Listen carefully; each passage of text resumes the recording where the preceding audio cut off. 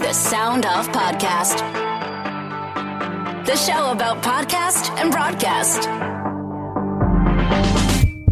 Starts now.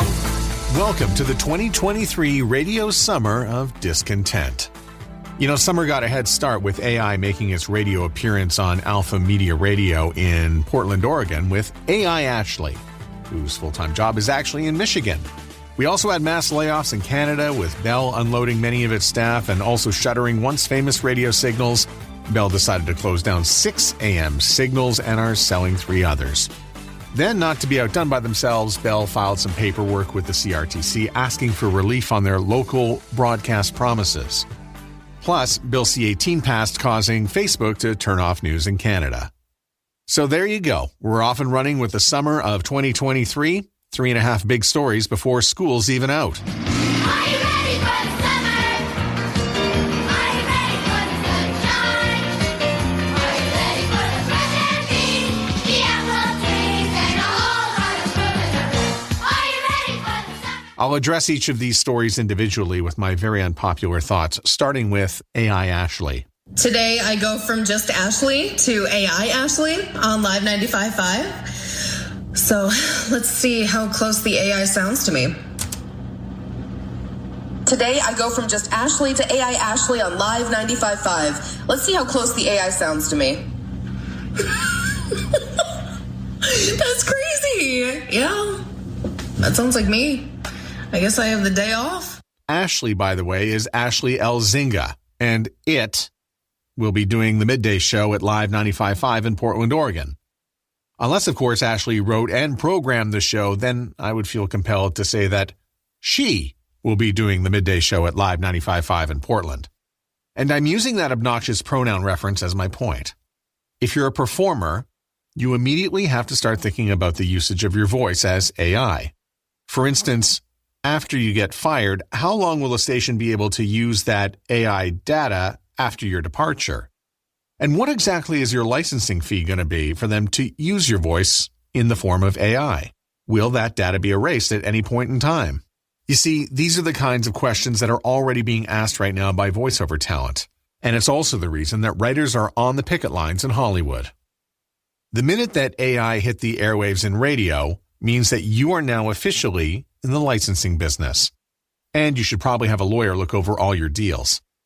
Back in 2017 on this show, one of the smartest people in radio, Sherry Lynch, pointed out that talent needs to be negotiating and thinking about their digital rights. Well, and even if you did it in your basement, keep in mind, if you're under contract, depending on how your contract reads, you really may not own much of anything that you create.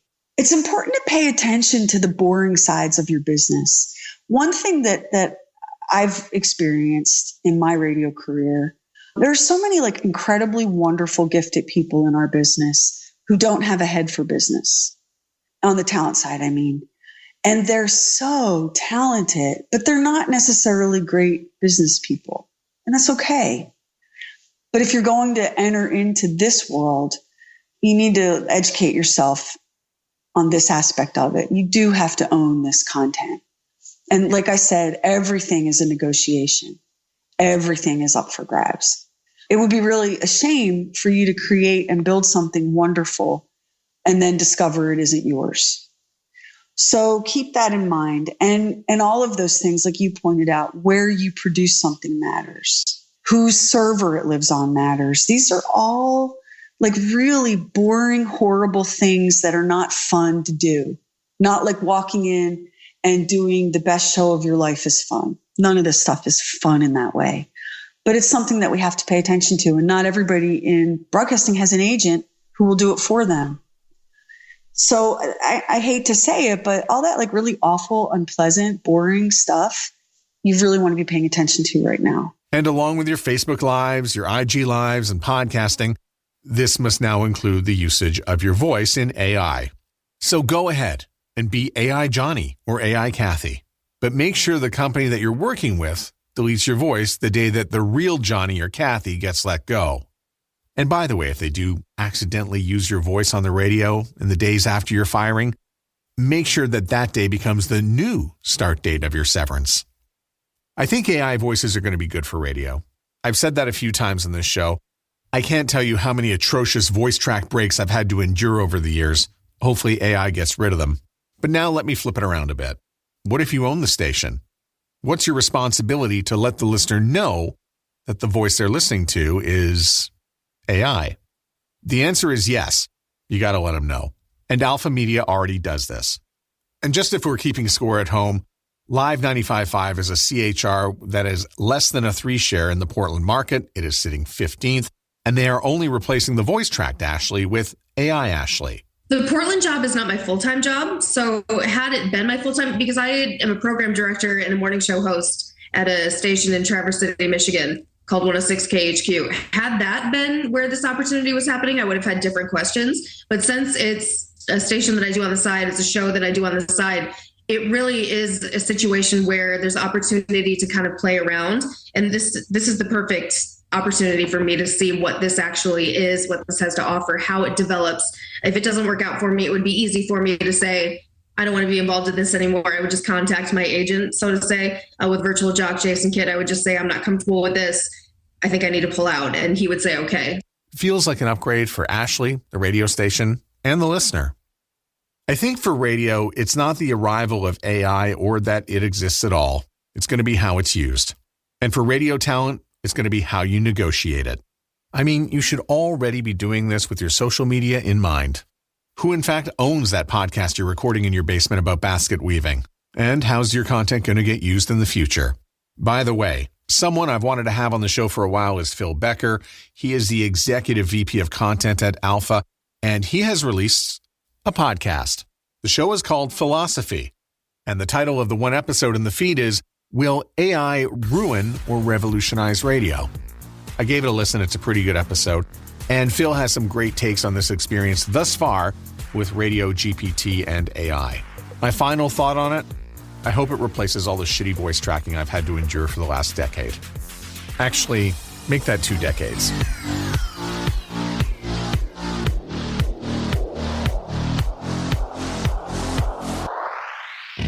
The Sound Off Podcast. Radio's demise reminds me of an iceberg melting. Cracks of it fall off bit by bit. It's rather noisy. We identified radio's erosion with the Telecommunications Act of 1996 in the USA, followed by Napster, radio's failure to embrace digital in the 2000s, and later social media in the 2010s. And then what about the rise of Spotify? I mean, at some point, radio execs had to have seen that the only difference between them and Spotify is the ability to be local and personalities. So why were there so many layoffs in voice tracking? It's been pretty much the same story in Canada with absolutely no regulatory action taken.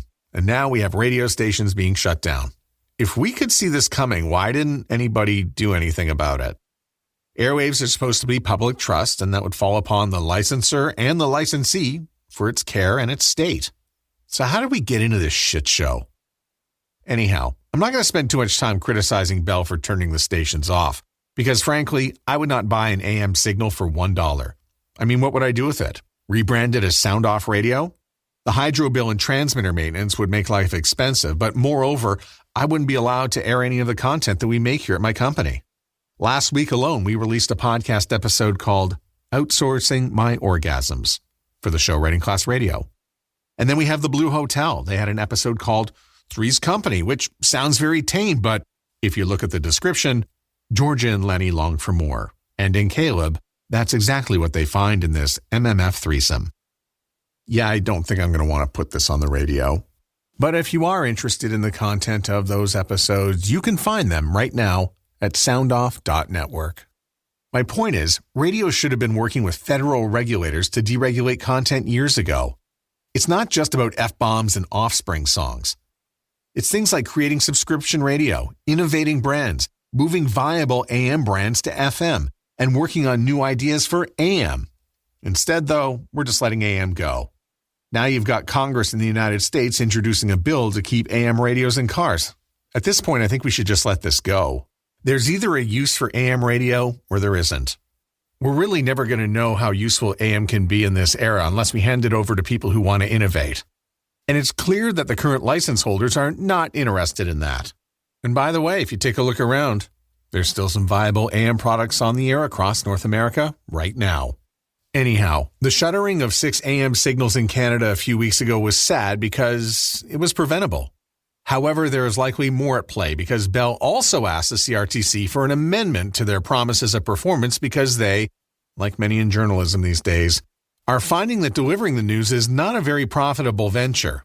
Listen, Bell's a smart company and are very good about showing good returns to their shareholders, no matter if it takes 1,300 layoffs, selling 3 stations, and closing 6 stations just to show them.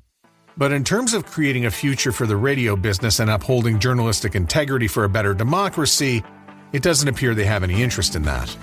And other companies in Canada are also feeling the pinch, and I think they would rather get out of the news business altogether if they could.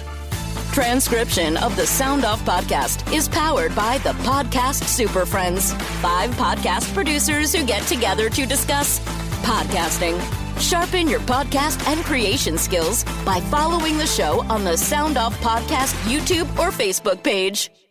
The Sound Off Podcast supports Podcasting 2.0, so feel free to send us a boost if you're listening on a newer podcast app. If you don't have a newer podcast app, you can get one at newpodcastapps.com. This brings me to the last thing I want to talk about, and that's Bill C-18, which passed just before Canada's purely passed this bill and played that song as they headed to the lake. The bill is designed to level the playing field between Canadian news organizations and companies like Facebook and Google who have taken their traditional ad revenue. As the bill reads and as the stories go, news organizations want to charge these tech companies for using their links. Links that are used to redirect traffic away from their platforms and back to the news organization's website, where you and I, as the listener, are going to get bombed with 3 30-second ads before seeing 30 seconds worth of content. And there's no limit, so expect a news organization to hire 1 million social media people to litter Facebook and Google with links in hopes of fleecing these companies for money. It's a massive scam. In response, Google has been throttling Canadian news for certain users, and Facebook, well, they just turned the tap off. So if I share something from a Canadian news organization on my Facebook page, maybe some Americans might see it, but it will be severely suppressed in Canada. Facebook claims that only a small percentage of their shared content is news anyhow, so they're just happy to get rid of it altogether. So, a big congratulations to the Liberal Party of Canada and Pablo Rodriguez. You have now made it harder for news organizations. You basically created a law so big tech would have to fund Canadian journalism. By the way, all this should sound vaguely familiar to Canadian radio people who were around when CanCon came into play. Radio's been legislated to spend a lot of money to fund the Canadian music industry many different ways since 1971. This, my friends, is an old strategy. But if Canada's Liberal government were serious about this, they should steal this idea. Why not put a thick levy on foreign digital advertising? That money could be used to fund Canadian journalism. And you'd be good to go. It's no different than putting a levy on, say, steel, sugar, ketchup. But that would bring a lot of Canadians into the discussion, a lot of people would get engaged and figure out that the whole thing's a big scam. And the conclusion is, mixing government and journalism funding is not healthy. And I don't want you to misconstrue that things like the BBC, CBC are bad things. They're actually good things. But to fund an entire industry? No thanks. So I wish the Liberal government of Canada good luck with your smoke and mirrors trick. Facebook and Google don't care about your problems and probably won't pay you. Your best case scenario is the Australian model where the tech companies negotiate their own deals with each organization. A model which comes with its own set of flaws, including making it hard for startups to get going in journalism. That's it for this week. There's a lot more in the episode page over at soundoffpodcast.com. If you have anything to say about this episode, feel free to write me. The address is matt@soundoff.network. Our voice imaging talent for the show is done by Tara Sands, whose job is now to tell you the rest of the show credits. The Sound Off podcast is written and hosted by Matt Kundle. Produced by Evan Serminski. Edited by Chloe Emo Lane. Social media by Aiden Glassy. Another great creation from the Sound Off Media Company. There's always more at soundoffpodcast.com.